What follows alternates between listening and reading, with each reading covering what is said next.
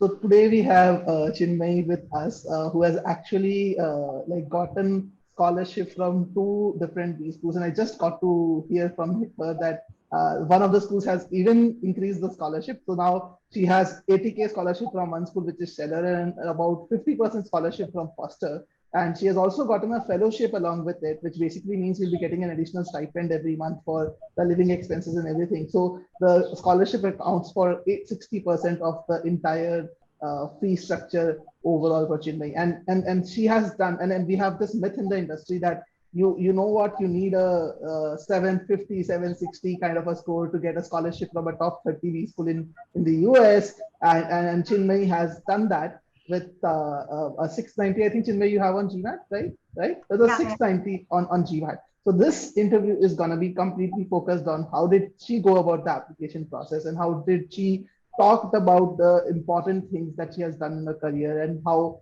she looks at the long-term picture and what is the impact that that application can make, not just to get you into a top B school, but also to get a significant scholarship from a top B school. So without any further ado, let's get started. Chinmayee, I would like to just let's start with your introduction first so that everyone knows about you who's watching this video. yeah, sure. I'm Chinmayee. A bit of a background about myself, so the viewers can understand what my profile looks like. I have done my BTech in computer science, and I passed out in 2019 from one of the top universities in Bangalore here. And I worked for 3 years in a oil and gas company as a first as a compliance analyst and now as a compliance advisor. Okay. And I would be completing 4 years by the time I join the B school. B school. Okay. Yeah, and I have a GMAT of 690 with a split of Q50 and V34, if I'm not wrong. Yeah. That was a long time back. I think you did the GMAT about 5, 6 months back. It was almost around 7, 8 months back now. Yes.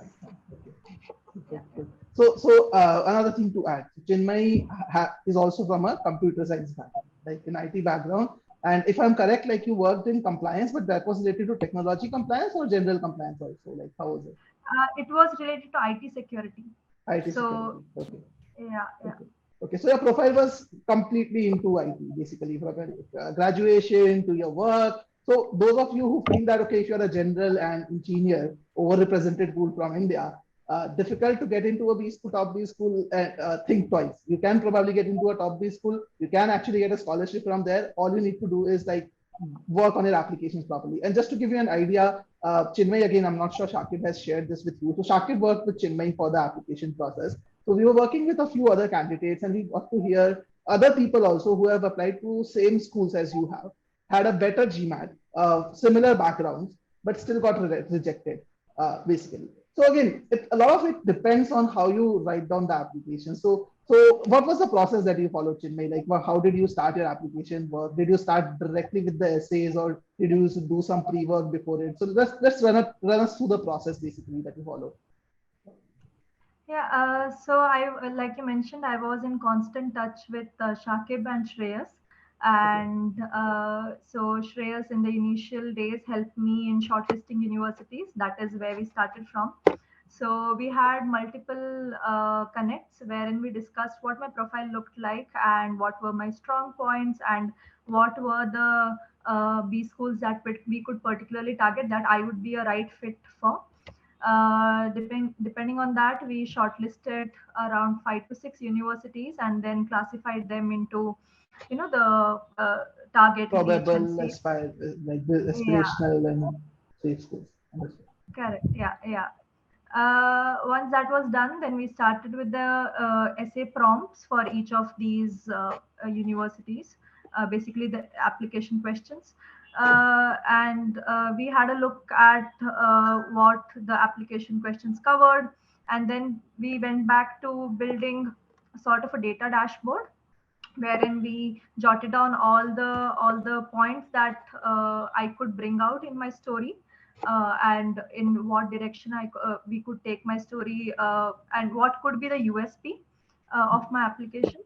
That is where it started from. A lot of initial connects, which majorly discussed, uh, you know, the different stories in my life, what were important, what could be incorporated, and what were too small and could just be, mentioned in a sentence in the application.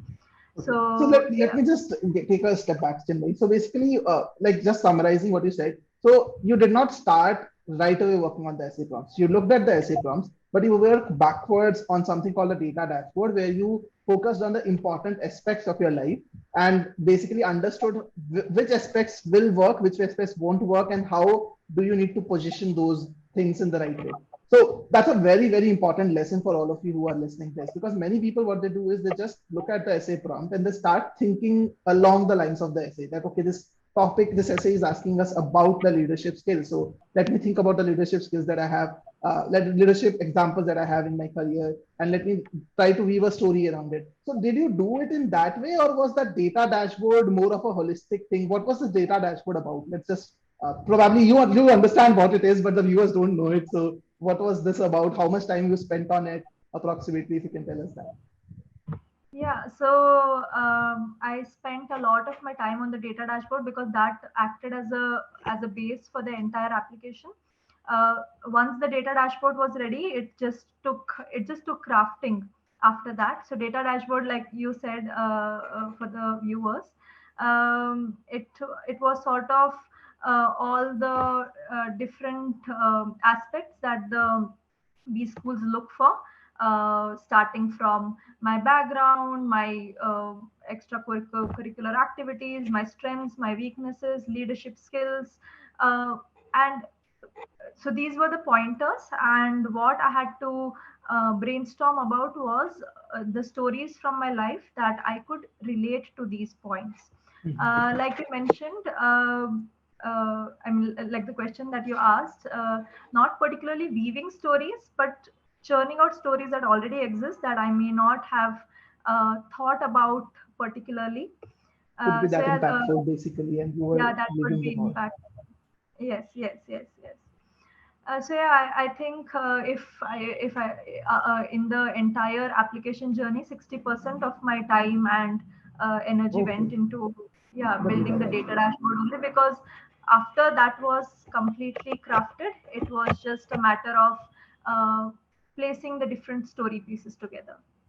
Great, great. And that's a very important number that you have just put in front of students. So what I generally see with people is that they put only 10-20% of effort on the pre-work, and most of it is about the applications that they do. So 60% of the effort that Chinmay put in was on the data dashboard, and that brainstorming also helped her, because obviously she had some idea about what are the things that will work for her, what are the things that won't work for her. But obviously, when you work with someone who is experienced, like she worked with Shakib and Shreyash, so she was able to brainstorm ideas, and some of the pointers that she felt that will not create that big of an impact were actually something which were very impactful and could have been actually been in the story and actually went into the story. So can you take an example, Chinmay? I know I'm like just asking this impromptu question to you right away, but any example that comes to your mind which you where you felt that, okay, I was thinking of putting it in this way and then we ended up putting it in a different way. What, like, can you take an example of that? Yeah. To give the example, I would have to give a bit of a context. So since I have only say 3 to 4 years of experience, I classify as an early career individual, because of which I obviously do not come with leadership qualities, professional leadership qualities that I may have displayed at my workplace. Which is why we had to sit back and look at the leadership qualities that I may have displayed in my personal life up until say my graduation or till I started working, which is when we started looking at different stories. To quote one example, so I had a experience where I had gone out of my way and taken an initiative to teach around 10 to 20 backward students, and this was free education. So Okay. um, yeah, I was doing this because it came from a place of concern for me, because I had noticed that in metro cities like Bangalore and Bangalore, Mumbai, Delhi, you are exposed to quality education. But say in tier 2 and tier 3 cities, students, as Don't get the basic as same high school exposure. students, yeah, they are not privy to it. Which is why I had taken up this initiative, and I considered this as as a co-curricular activity, something that I did out of my way, and I did not look at it as a leadership skill. Okay. Yeah, which is what Shakib and Shreyas helped me highlight, that this might as well. This is something that you're doing on a on an individual level, and to bring around 20 students and be in constant touch with them for 2-3 years. It's not a small thing. Is what they highlighted for me.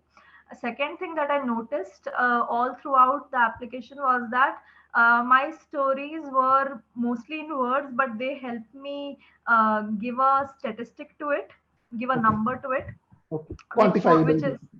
yeah, quantifying it, which is what the adcom committee, I mean the admission committee, yeah, looks at. It is what catches their eyes. Yeah. Yeah, so that the two very important points that you made. So one is basically ensuring that you tell the right story, as in, like, you, when you were helping those students, obviously you portrayed those leadership skills, but your objective was to kind of help them out. So you are looking at it as an extracurricular or co-curricular because that was your goal in mind. But in reality, all that shows your leadership skills. So it's important for you to look at it in that perspective and understand what were the leadership traits that you portrayed, even though it was an individualistic role that you were doing. So to all the people who are watching, it's not just about any extracurricular. Even in your professional career, if you had taken any initiatives, you need to make sure that you understand what was the challenge over there, what leadership traits have you portrayed, and what was the impact that you created. So those stories have to be thought of correctly. And the second point that Chinmayee made was to make it very impactful. You have to quantify it. Like, that quantification is what helps people to relate to your case better. So very great points on that, Chinmayee. So how about your long-term career goal? Like, what was your long-term career goal? What is your long-term career goal? And do you think that played a significant role in your scholarship, or anything else that you feel helped you get that scholarship from these schools? Yeah, like I already mentioned, I have a few teaching stints in the past, and I Okay. am very passionate about in the ed tech industry. Okay. So my long-term goal was, in the long run, come up with a startup in the ed tech domain. Okay. So this was a very rough idea that I had in my mind. But then again, when I sat down with Shakib and Shreyas on with our various connects, we could give it a shape and a form, and not make it seem very uh, very how do I put it, uh, very out there. I mean, very Okay. ambitious, and it had to sound practical. Um, so yeah, and then the other challenge that we faced was connecting my short term and my long term goal. Okay. My short term goal was that is that I want to post my MBA. I want to be pursuing a product manager role in the top tech companies. But it wouldn't make sense to the admission committee to see that this is my short-term goal, and in the long term, I Go want into a to tech be space and founding an a, entrepreneur. yeah, want to be founding a tech or go into that space. Which is why it was very important to sort of give them the background for my passion, and give them uh, the stints that I had done in the past, and then connect the two, and yeah, and convince them that this is something that is possible.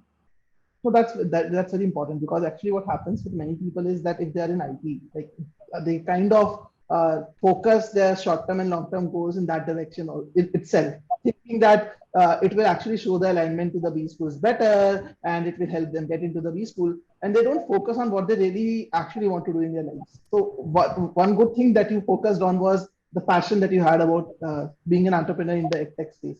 So even though it sometimes felt to you that, okay, this might not be taken correctly by the B school because I don't have anything like much to showcase about. Definitely you had a few things which you were underplaying in your own mind can actually work or not.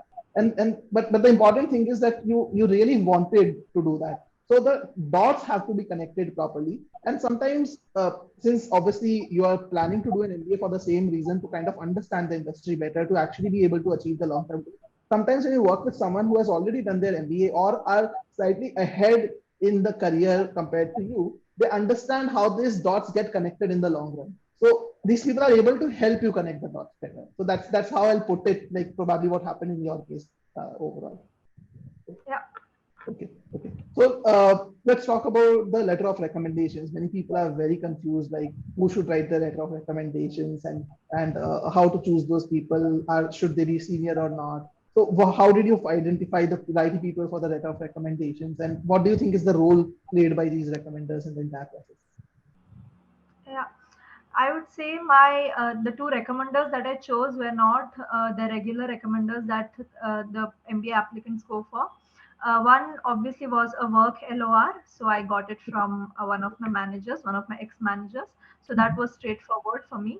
But the catch there was the second, because I have had only few managers, right? And I felt that going for another senior in the company or another professional, they wouldn't be able to highlight. Both the LORs would more or less cover the same Look, same. aspects. Yeah, and they wouldn't be able to bring out other side of my personality, which is why I reached out to a professor from my college. He is also director of of a club called CIE, which is Center of Okay. Entrepreneurship and Innovation. And I during my 4 years in my bachelor's, I had done a lot of things under him, so I felt he Okay. would be uh, a fit recommender for to highlight my entrepreneurial side of things. And because my long term goal also focused on on the entrepreneurial things, which is why I felt that it would be right for him to give me the LOR. But then again, there is always a doubt that if academic LOR will be considered as At the strong as same a level. work LOR. This is something that this was a challenge that I faced early on as well, and I remember writing to all these schools that would it be okay, would it weigh down my application, uh, and then I got all generic answers from the universities. Yeah, Yeah, which is that's the when standard. yeah, which is when I had to really sit back and think that yes, this LOR does bring out a lot of my qualities, and I want this LOR to be going instead of just another work LOR. That's very important, and that's something which everyone should understand because every individual is different. They have their different cases. So what Chinmayee did was that she understood that okay, her long-term goal is around that entrepreneurship thing, and the LORs coming from the same set of managers, similar set of managers, are not anyway going to create a significant difference in the application. And she needed some things to connect the dots also, like to kind of show them that you can actually become an entrepreneur, the leadership skills, all of that. So that an LOR coming from a person who is the ex-professor who has worked closely with her, and at the same time he's someone who is the director of Center of Entrepreneurship and Innovation, which is a very big community, definitely speaks volumes. So that smart picking of your recommenders is also very difficult. So again, this is slightly out of context in me, but just an example here. So I was working with another candidate for INSEAD, and she has recently made it into INSEAD, and she was actually ex BCG person. So she was thinking of getting two LORs from both from BCG, one from a partner that she was working with and another manager. And I told her the same thing, that there's no point in getting LOR from the same people, like similar people in your team, because then they're going to talk about similar things, which are your work professions, work related things.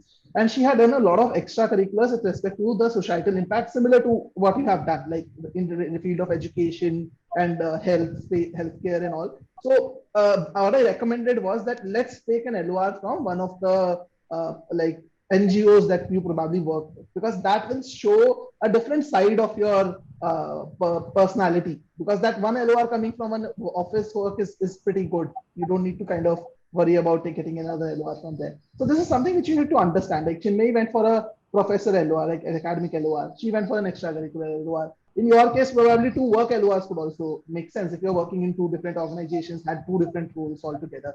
So the LORs also play a significant role because that's coming from a person of authority and gets giving a second viewpoint to the AdCom about you as a candidate. So great. So I think we have covered the application and the LOR part. So let's talk about the interview process. Like how was the interview process for you? How did you prepare for it? Let's run us through it as well. Yeah. Again, I had I think multiple mock interviews with both you and Shakir. So which was very helpful because since I think you have been taking mock interviews for the as well, so there's a you get an idea of the Understand space. level of understanding about the kind of questions that get asked. And Yeah, right, correct. So because of which my actual interview did not seem very different from the mock interview that I had. And interview by the sound of it might sound very daunting, but the adcoms make very sure that they create a very inviting and friendly atmosphere, and they particularly, because I've been in all these interviews, I've noticed this one thing, that they particularly take 5-10 minutes in the beginning of the session to make sure that you're comfortable and you're in the right space of mind to sit and answer the questions. So yeah, which is why and if you think about it as well, they just want to know you. They just want to know if you are the one who has written the application, and if and they just want to cross check that your ideas actually, uh, yeah, if they sit right with whatever you have written. So if you go with that mind process, yeah, it shouldn't be very difficult.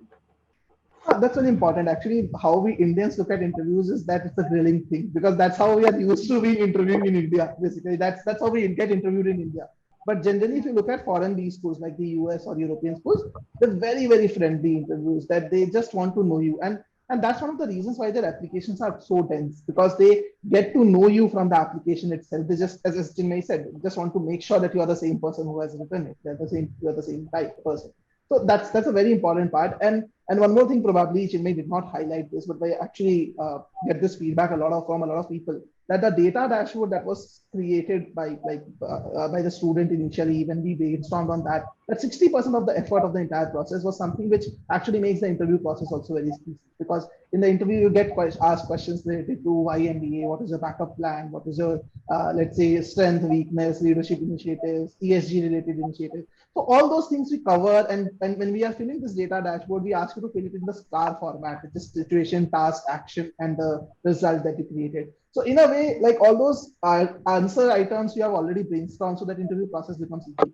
But please make sure that you never ever take the interviews lightly because I've seen people doing like getting an interview call and then just thinking, okay, I've made it, so it will be just another interview. So make sure that you sit for mock interviews, practice the delivery as Chinmayee did. It helps you to kind of get the best outcome in the actual D-Day when it matters overall.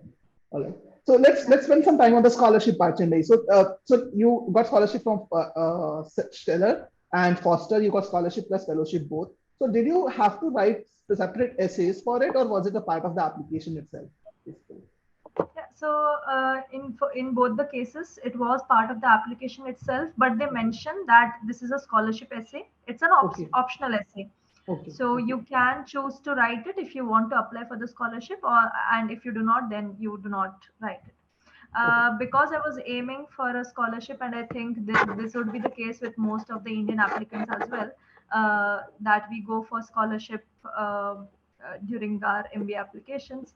I attempted all optional questions that were there for the scholarship, Okay. and for Foster, there was a specific question for the 40 fellowship, Okay. and I think it was based on my answer for that particular question that I was awarded the 40 MBA fellowship.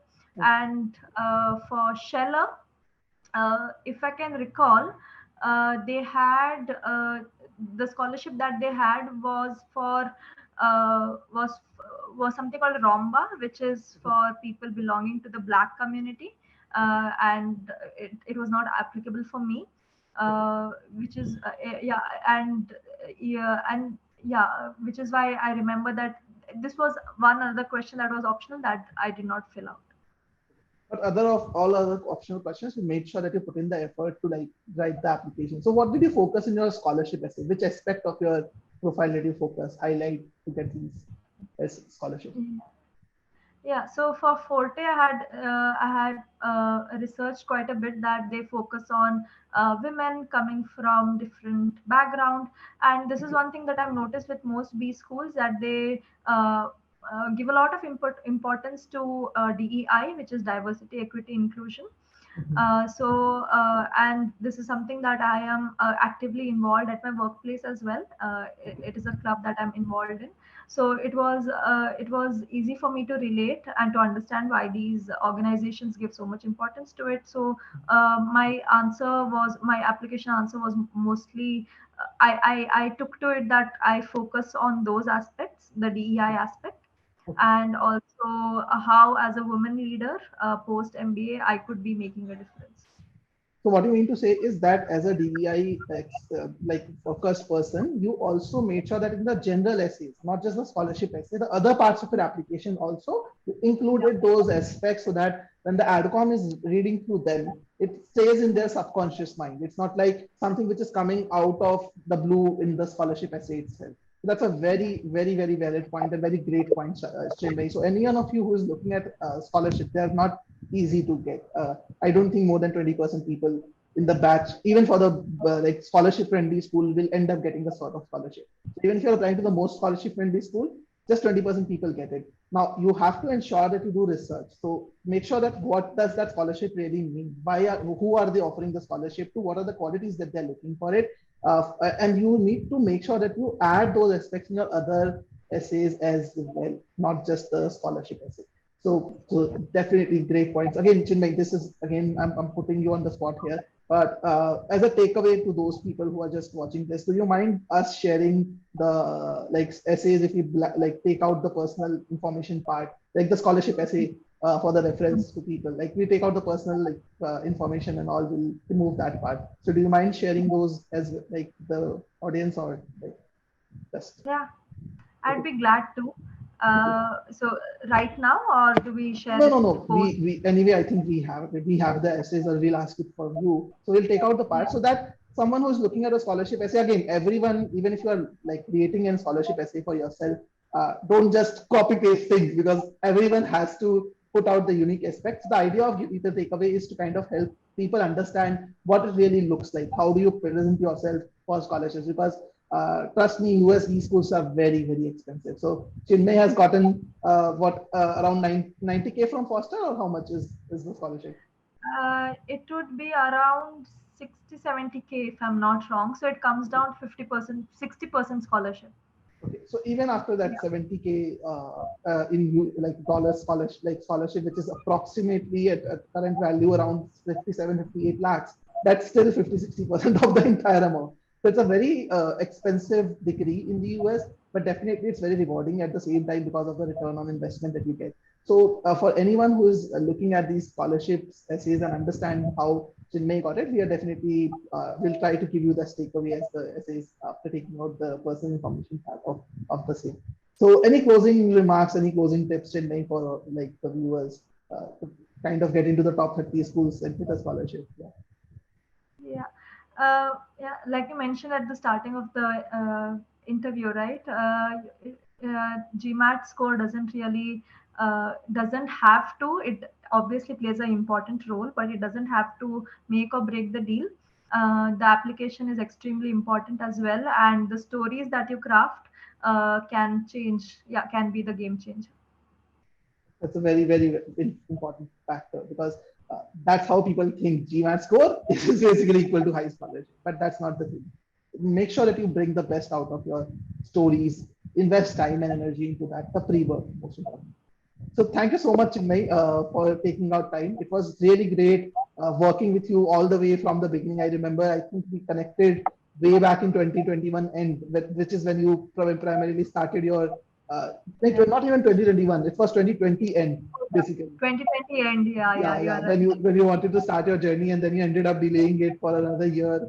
And you said that Piyush, I will actually start working on the GMAT thing next year. So Chinmayee worked with us for the GMAT and then with the applications as well. I'm really glad we were able to play a part in your journey. So all the best for the B School journey. Like it's just getting started. You have done all the groundwork till now, so the main journey is still getting started. So all the best for it, and please stay in touch for any help that you need later on. Thank you, most definitely, and thanks a lot to you. I think I had been struggling with the entire GMAT journey for quite a bit, and then I think I have a lot to thank to GMATWhiz for, because once GMATWhiz came into the picture, from the GMAT to the application to the scholarship, everything got covered. So, yeah, thanks a lot. Great, great. Thank you so much. Thank you.